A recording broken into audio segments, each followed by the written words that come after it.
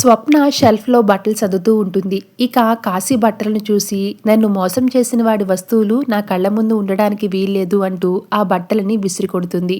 ఇక అప్పుడే అల్మారాలో కాశీ దాచి ఉంచిన కొన్ని ముఖ్యమైన ఫైల్స్ ఒక పెన్ డ్రైవ్ కింద పడతాయి. వాటిని తీసి చూసిన స్వప్న, ఇవి జ్యోత్స్న రెస్టారెంట్ అకౌంట్స్లా ఉన్నాయే, కాశీ వీటిని ఎందుకు దాచాడు అని అనుమానపడుతుంది.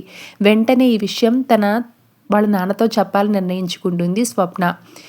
కింద హాల్లో శ్రీధర్ హడావుడిగా రెడీ అవుతూ ఉంటాడు. అది చూసిన కావేరి ఆయన్ని నిలదీస్తూ ఉంటుంది.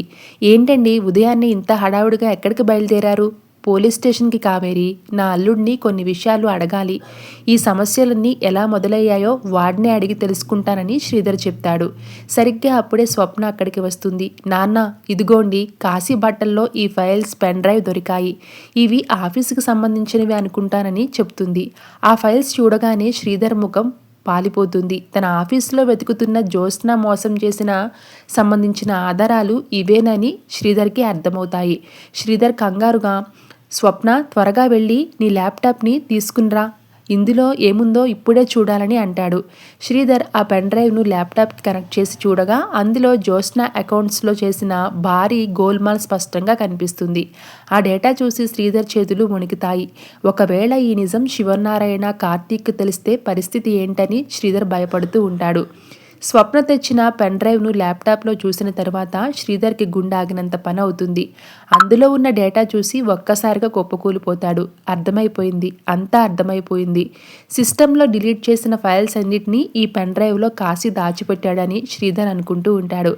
అసలు ఏముంది నాన్న అందులో, మీరు ఎందుకు అంతలా కంగారు పడుతున్నారని స్వప్న అడుగుతుంది. జ్యోత్స్న రెస్టారెంట్కి సీఈఓగా ఉన్నప్పుడు చేసిన భారీ ఫ్రాడ్ ఇదంతా. ఆ అకౌంట్స్తో జరిగిన గోల్మాల్ మొత్తాన్ని బయటకు తీసి నేను ఒక ఫైల్ రెడీ చేశాను. ఈ విషయం నాకు, కాశీకి మాత్రమే తెలుసు. కార్తీక్ కూడా ఈ విషయం ముందే చెప్పాను. కానీ ఆ సాక్ష్యాలు బయట పెట్టే లోపే నేను ఫుడ్ కల్తీ కేసులో ఇరుక్కుని అరెస్ట్ అయ్యానని చెప్తాడు శ్రీధర్. జ్యోత్స్న తప్పు చేసిందన్న సాక్ష్యాలు ఏవీ దొరకకుండా కాశీ వాటన్నిటిని తన దగ్గరే పెట్టుకున్నాడు. ఇప్పుడు అర్థమవుతుంది, అసలు ముద్దాయి వైరా కాదు, జ్యోత్స్న అని శ్రీధర్ పసిగడతాడు. నా అల్లుడు, నా మేనకోడలు కలిసి నన్ను ఇంతలా వంచారా? వాళ్ళ తప్పులను కప్పిపుచ్చుకోవడానికి నన్ను బలి చేశారా అని శ్రీధర్ బాధపడుతూ ఉంటాడు. నిజం తెలిసిన శ్రీధర్ ఇక ఏమాత్రం ఆలస్యం చేయకూడదని నిర్ణయించుకుంటాడు.